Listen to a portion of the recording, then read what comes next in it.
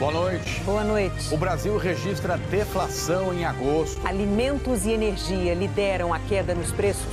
São Paulo usa helicópteros e baldes d'água na luta contra o fogo. Em Goiás, a combinação de fuligem e poeira pinta o céu de laranja. A Defesa Civil distribui água aos ribeirinhos afetados pela seca do Rio Madeira. O ministro do STF, Flávio Dino, determina a convocação de mais bombeiros para combater os incêndios florestais. Nos Estados Unidos, Donald Trump e Kamala Harris se enfrentam num debate pela primeira vez. E a seleção brasileira joga contra o Paraguai nas eliminatórias da Copa. O Jornal Nacional está começando.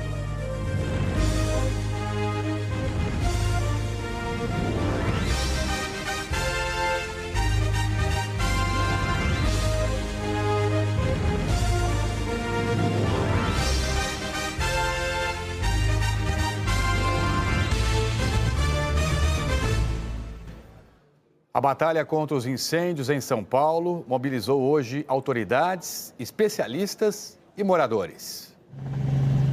Uma luta desesperada e desigual. Com baldes de água, moradores de Osasco, na Grande São Paulo, hoje de manhã, tentavam evitar que o fogo chegasse nas casas. Uma luta perdida. Na represa Billings, um dos principais reservatórios paulistas, a mortandade de peixes é investigada. O sol desenhado em laranja, o horizonte opaco. A fumaça, que há mais de 15 dias paira sobre São Paulo, mudou as cores. O estado tem hoje 9 cidades com focos ativos. O helicóptero da PM foi chamado para conter esse incêndio em Santana de Parnaíba, na Grande São Paulo. Noite e dia, o Parque Estadual de Itapetinga, que conecta as serras da Cantareira e da Mantiqueira, arde em chamas. Há mais de uma semana, brigadistas voluntários lutam como podem. Tá difícil, mas estamos conseguindo vencer o fogo. Esse ar que a gente pode ver a olho nu e que está sendo analisado por equipamentos como esses aqui no Instituto de Física da USP, está muito acima do aceitável para a saúde. Esse é um alerta de pesquisadores e cientistas e não só para São Paulo. A cor dos filtros dos equipamentos vai ficando mais escura com a poluição que é medida aqui e também na Amazônia. Em São Paulo, nós estamos observando valores de material particulado da ordem de 10 vezes acima do padrão de qualidade do ar, enquanto que na Amazônia, hoje, estamos observando valores da ordem de 20 a 30 vezes acima dos padrões de qualidade do ar, o que caracteriza uma atmosfera extremamente poluída e uma atmosfera que traz fortes impactos na saúde da população. Hoje eu já tomei uns 6 litros d'água, mais ou menos. Para aguentar tá difícil, de verdade. A gente fica com ressecamento no nariz, a garganta seca e muito difícil para respirar. Para a pesquisadora e presidente do Instituto AR, autoridades de regiões em situação crítica deveriam tomar providências para reduzir todo tipo de poluição e alertar a população como fazem países que usam padrões de qualidade recomendados pela Organização Mundial da Saúde. O Brasil só deve atualizar esses padrões a partir do ano que vem. É importante que, a partir de uma certa concentração, a população seja avisada, que tenha aviso de atenção, ou alerta, ou emergência, como ocorre, por exemplo, com a umidade do ar. Nós temos hoje um nível de concentração acima de 170 microgramas por metro cúbico de material particulado 10. Comparativamente, a França, num nível de 80, ela já deflagra o nível de emergência. A fumaça das queimadas mudou a cor do horizonte no interior de Goiás. O céu alaranjado assustou os moradores de Jataí, no sudoeste de Goiás. Olha como tá o tempo, olha a fuligem. Dá pra nós ficar aqui. Gente de Deus! Essa cortina de fumaça carregada de fuligem e poeira é resultado das queimadas. Quando os raios do sol passam pela nuvem de poluição, sofrem um fenômeno óptico chamado de refração. A luz muda de cor e o céu fica alaranjado. O vento levanta essa poeira e vem mais as queimadas. Então, contribui para que essa poluição fique suspensa, Muita fuligem, muita poeira ocasiona aí essa questão de vermos o sol, né, mais embaçado, avermelhado ou alaranjado. Com tanta fumaça, as escolas do município liberaram os alunos mais cedo. Na zona rural, os estudantes estão sem aula por tempo indeterminado. Tá seco, né? Queimando muito, tá muito triste, né? De domingo até hoje, o Instituto Nacional de Pesquisas Espaciais identificou quase 250 focos de incêndios em Goiás. No Parque Nacional da Chapada dos Veadeiros, os brigadistas estão há 6 dias combatendo as linhas de fogo. 2 helicópteros do ICMBio estão na região para levar os combatentes às áreas onde as chamas seguem consumindo a vegetação de cerrado. Os incêndios também atingem áreas de preservação no entorno do parque, como neste povoado em Colinas do Sul. Aqui o fogo começou no fim de semana e chegou bem perto das casas. Um morador usou uma mangueira para impedir o avanço das chamas. Quando ele veio lá para cá, eu peguei a mangueira, eu controlei ele um pouco. Qual que era o seu medo aqui? Era a frente, né? Queimar a minha frente da minha casa, é a frente nas plantas, né? Nos primeiros 10 dias de setembro, o Pantanal teve mais de 700 focos de incêndios, quase o dobro do registrado em setembro inteiro do ano passado. Este ano, o fogo já destruiu quase 3 milhões de hectares, o que corresponde a 19% do Pantanal, uma área do tamanho do estado de Alagoas. No Tocantins, os incêndios florestais voltaram a ganhar força na Ilha do Bananal. Os brigadistas estão trabalhando de madrugada porque o vento durante o dia atrapalha o combate às chamas. O fogo atingiu 2 das 22 comunidades indígenas. Ninguém se feriu. Pelo terceiro dia seguido, o Rio Madeira bateu recorde de mínima na estação de medição em Porto Velho. O volume de água é cada vez menor.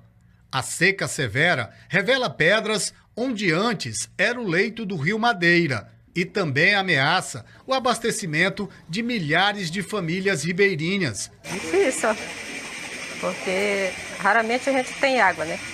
Aí mais essa fumaça e a poeira, aí complica. Hoje, a Defesa Civil de Porto Velho e o governo de Rondônia começaram a distribuir cerca de 33 mil litros de água potável em 6 comunidades. Aqui nesse trecho, a cerca de 80 quilômetros de Porto Velho, o Rio Madeira praticamente desapareceu. A areia, aos poucos, vai ocupando o leito do rio. Nessa semana, o nível do rio atingiu 69 centímetros, a menor cota já registrada nos últimos 60 anos. Em Rio Branco, o Rio Acre chegou a 1,28 m, apenas 3 centímetros a mais que a menor marca, atingida em 5 décadas de monitoramento. O Serviço de Água e Esgoto do Estado do Acre orientou a população a economizar água. Rio Branco está encoberta pela fumaça dos incêndios florestais. Faz uma semana que a qualidade do ar é considerada péssima. No Amazonas, o presidente Lula anunciou um plano de ajuda emergencial contra a seca.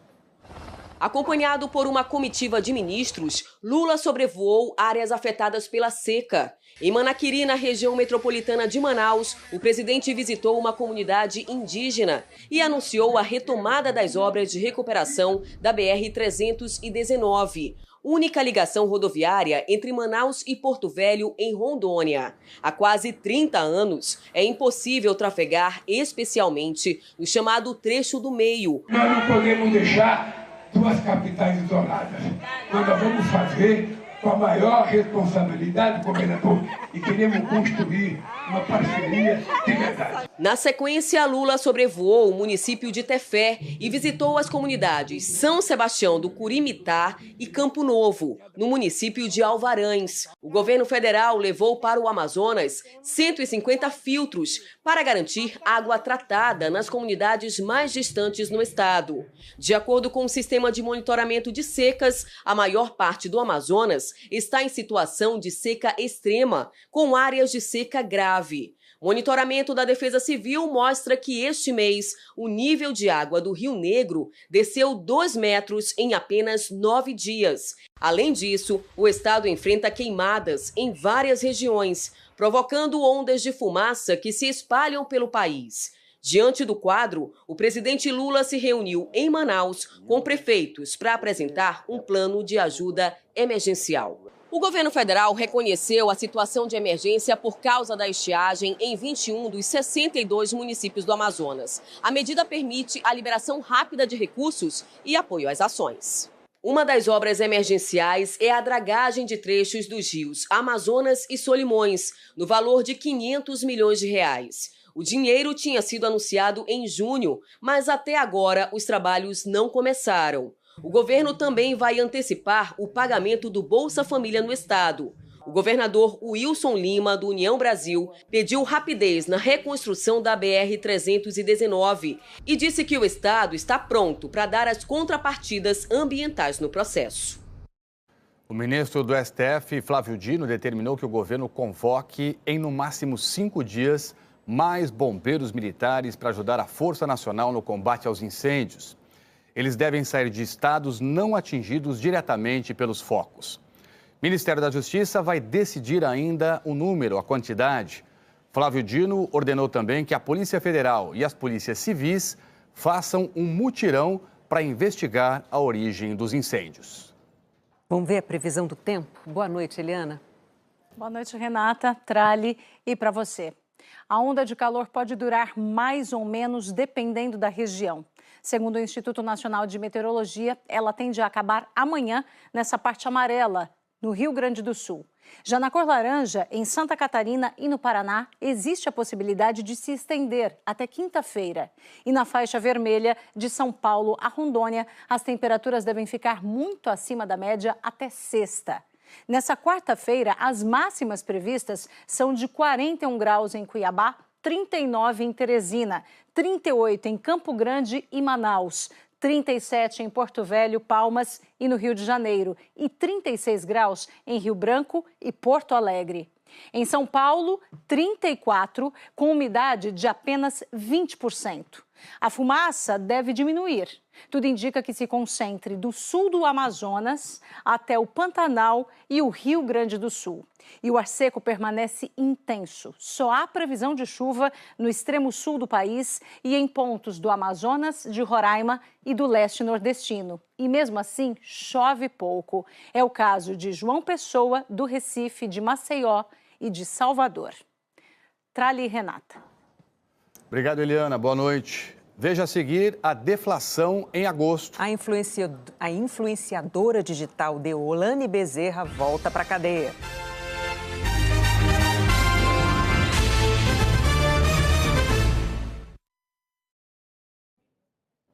A influenciadora digital Deolane Bezerra voltou para a cadeia um dia depois de obter um habeas corpus.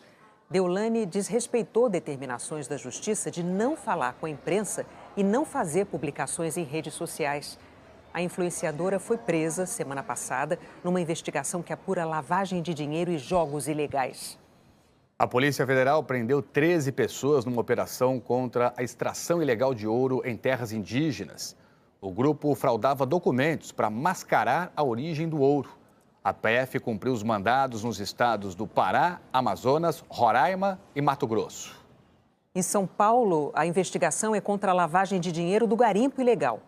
A Polícia Federal vinha monitorando o grupo desde 2020. Os agentes afirmaram que, durante esse tempo, os investigados movimentaram 3 bilhões de reais da extração e da venda ilegais de ouro de garimpos de Mato Grosso e do Pará, e que as transações foram por meio de empresas de fachada e laranjas. A Polícia Federal afirmou que o ouro chegava ao interior de São Paulo para ser revendido por via terrestre em aviões particulares. Durante a Operação Aquafortes, 60 agentes cumpriram 10 mandados de busca e apreensão, 1 na capital paulista e 9 aqui em São José do Rio Preto. Os agentes apreenderam armas, munições, ouro e dinheiro. Na casa de um dos investigados, os policiais encontraram 19 animais empalhados, como um leão, um hipopótamo e uma girafa. 12 estavam sem documentação e foram apreendidos pelo IBAMA.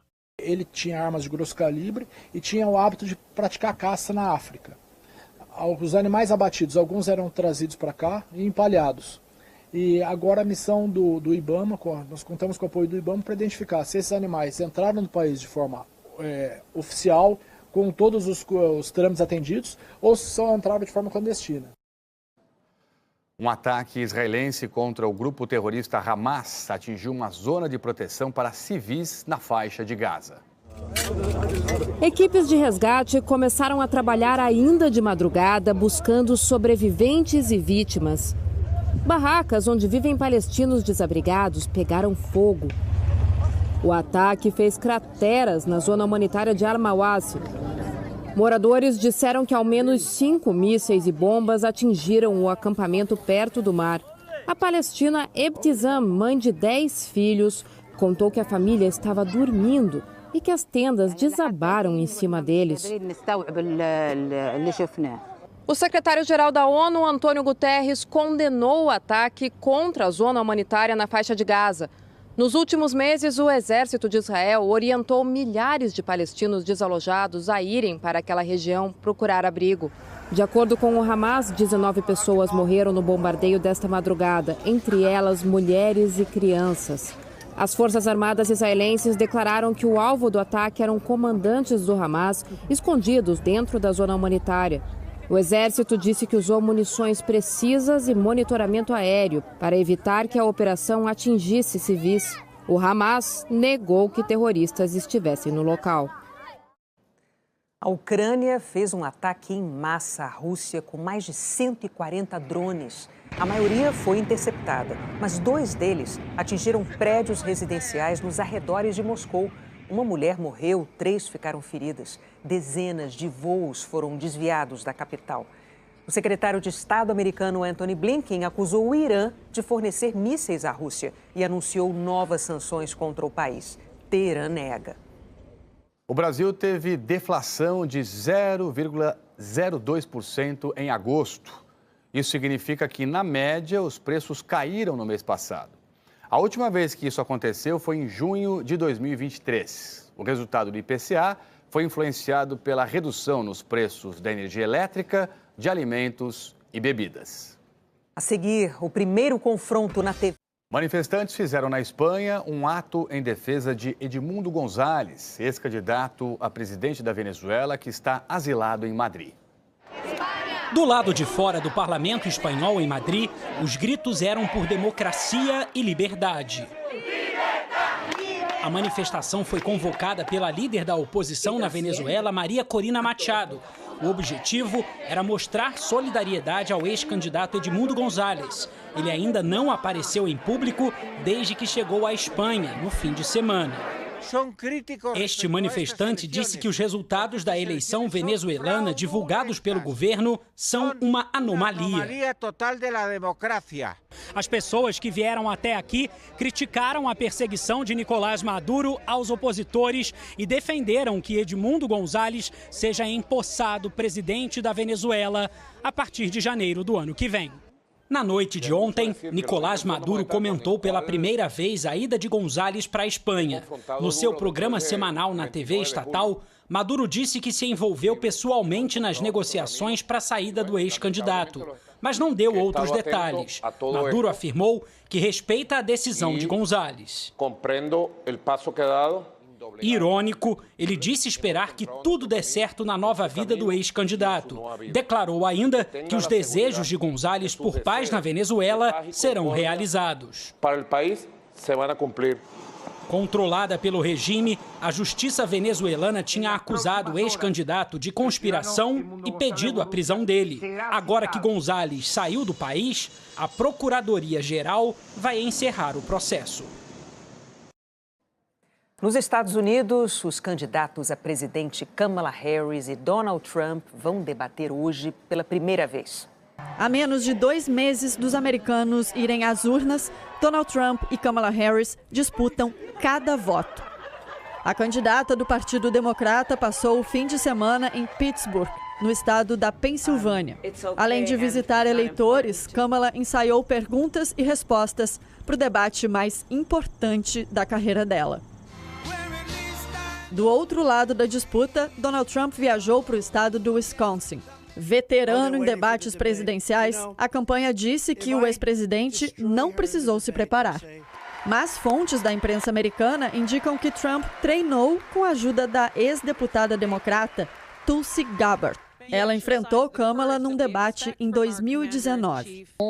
A memória do último debate entre Donald Trump e o presidente Joe Biden ainda está muito viva. Ali, os americanos viram um Biden confuso e com dificuldades na fala. Depois do desempenho ruim, Biden desistiu da candidatura e declarou apoio à vice Kamala Harris. Pela primeira vez desde o início da campanha, Kamala Harris e Donald Trump vão ficar cara a cara aqui na Filadélfia. O local do debate não foi escolhido à toa. A cidade fica no estado da Pensilvânia, um dos que devem decidir quem será o próximo presidente dos Estados Unidos. Dos 50 estados, o voto ainda está indefinido em 7, incluindo a Pensilvânia. É nesses que os candidatos fazem agora campanha com força total. Esse comentarista de política americana prevê o que os candidatos vão tentar mostrar durante o debate. Kamala Harris está vendo uma chance de não só apresentar propostas, mas também de desconcertar Trump. E ao fazer isso, se mostrar mais merecedora do cargo. Trump quer colocar Harris como progressista demais. As médias das pesquisas mostram que Trump e Kamala estão tecnicamente empatados. Um detalhe pode definir tudo. E esse detalhe pode aparecer no debate de hoje. Vamos até a Filadélfia conversar ao vivo com a correspondente Candice Carvalho. Candice, bem-vinda e boa noite. Boa noite, Trali, Renata, boa noite a todos. Olha, o debate vai acontecer num lugar histórico aqui na Filadélfia, onde foram assinadas a Declaração de Independência dos Estados Unidos e a Constituição americana. Vai ser um debate sem plateia. Quando um candidato falar, o outro vai ficar... Quando o candidato falar, o outro não vai poder falar. Eles só vão poder ter um papel em branco e uma caneta e uma água no púlpito. Mais cedo, o presidente Joe Biden falou com Kamala Harris, disse que ela estava tranquila e há pouco Donald Trump chegou aqui a Filadélfia no jatinho. Bom, agora faltam 1h30 para o debate, esse debate que está sendo tão esperado pelo povo americano.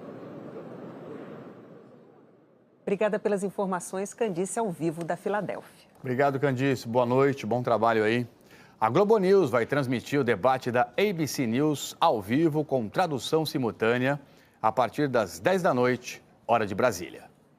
Entre os 42 países da Organização para a Cooperação e Desenvolvimento Econômico, o Brasil está entre os 10 que menos investem em educação. Quanto o governo gasta com um aluno de escola pública no Brasil? A média anual é o equivalente a R$ 20.500. Um relatório da Organização para a Cooperação e Desenvolvimento Econômico, a OCDE, mostra que o valor é 1/3 do que os países ricos investem. No topo da lista de 42 países está Luxemburgo, que gasta quase R$ 140 mil, seguido de Suíça e Noruega. O Brasil ficou na posição de número 37, por último o Peru. Segundo o relatório, entre 2015 e 2021, aqui no Brasil, o investimento em educação, da básica à superior, caiu em média 2,5% a cada ano, na contramão dos países da OCDE, que investiram 2,1% a mais em cada ano nesse período. O MEC disse que houve uma redução nos gastos com educação entre 2018 e 2021 e que agora a pasta está conseguindo ampliar a fatia do orçamento destinada à educação. O governo gasta com educação 4,4% do PIB, Produto Interno Bruto, a soma de todas as riquezas produzidas no país. Os gargalos principais passam sobre a percepção da sociedade sobre o valor da educação e a decisão dos gestores públicos, dos políticos, para investir na qualidade dessa educação. Daqui a pouco, os detalhes de Brasil e Paraguai nas eliminatórias da Copa. E o Rock in Rio celebra... O Tribunal Superior Eleitoral concluiu hoje a lacração dos sistemas que serão usados nas urnas eletrônicas das eleições em outubro. O processo atesta a integridade e a autenticidade dos programas. Os arquivos lacrados ficarão na sala cofre do tribunal até serem inseridos nas urnas eletrônicas. O cantor Xande de Pilares vai estrear no Rock in Rio como embaixador do Espaço Favela, dedicado a novos talentos da música. Foram muitos quilômetros diários de caminhada de Campo Grande, na zona oeste do Rio, até algum lugar onde Luiz Otávio pudesse cantar com seu inseparável teclado. Ele nasceu cego, aprendeu a tocar um instrumento sozinho e hoje vive da música. Agora, uma caminhada ainda mais longa trouxe Luiz Otávio a uma cidade que ele já veio a passeio para ouvir os seus ídolos e que se tornou o tema recorrente dos seus sonhos. Dessa vez, os passos, o talento e a voz encantadora abriram espaço para o artista entre as estrelas do Rock in Rio. Alô, malandragem. Xande de Pilares. É assim que Luiz Otávio se sente ao ser recebido no palco Favela do Rock in Rio por Xande de Pilares, embaixador do espaço. Os dois são estreantes no festival. Xande de Pilares, embaixador do palco Favela. É isso aí. Porque eu vim da favela, eu vim do morro, então a gente se sente prestigiado. O palco Favela apresenta talentos de comunidades de todo o país. O público vai se surpreender com os novos artistas que vão sair daqui e vão levar para o resto da vida. Qualquer coisa que se sonhara, canto e danço que dará. Xande vai se apresentar também no palco Sunset no dia 21 de setembro. Nessa cidade que amplia as chances de quem ama a música, um encontro para reforçar o valor de quem não conhece barreiras. Eu fico feliz porque eu, com meu mais de 50 anos, continuo vivo e continuo querendo viver. E a música que alimenta mais essa vontade. Para mim é muita felicidade estar aqui tocando pela primeira vez no Rock in Rio. Eu vim ao Rock in Rio assistir o Stevie Wonder há um tempo atrás e hoje poder estar aqui tocando é uma felicidade danada. Eu te quero só pra mim, como as ondas são do mar.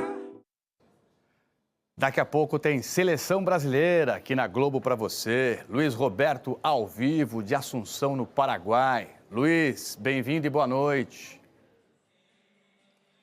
Oi, Trali, boa noite, Renata, boa noite a todos. Pois é, falamos aqui, Trali, do estádio Defensores del Chaco, um dos mais antigos do continente. Foi inaugurado em 1917, 35 mil ingressos foram vendidos, o estádio está praticamente lotado, tem presença da torcida brasileira. O Brasil vem de uma vitória contra o Equador na sexta-feira em Curitiba por 1-0. A seleção paraguaia empatou jogando contra o Uruguai, lá no Uruguai. Esse aí é o Isidro Pita, que joga no Cuiabá. O Brasil tem uma modificação. O centroavante Endrick vai começar jogando. Aí o Endrick já no aquecimento. Com isso, Rodrigo vai para a ponta direita. No mais, o Dorival repete o time da vitória contra o Equador. Como agora há pouco o Equador venceu a seleção peruana, o Brasil precisa ganhar para voltar à quarta posição nas eliminatórias sul-americanas. Trali, Renata. Valeu, Luiz. Brigadão. Boa noite, bom trabalho para você aí. Depois de Aumenta que é Rock, o Jornal da Globo traz os melhores momentos do futebol e do debate presidencial americano. Uma boa noite para você. Boa noite, até amanhã.